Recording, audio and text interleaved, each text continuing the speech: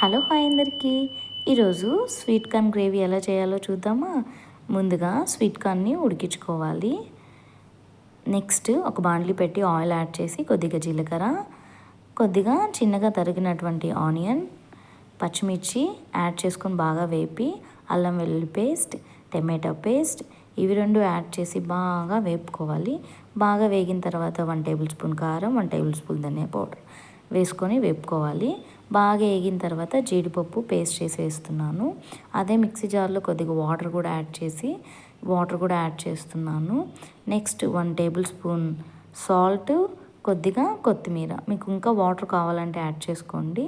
ఇవన్నీ వేసి బాగా తెల్లేంత వరకు ఉంచుకోవాలి. బాగా తెల్లిన తర్వాత ముందుగా ఉడికించి పెట్టుకున్న స్వీట్ కార్న్స్ వేస్తున్నాను.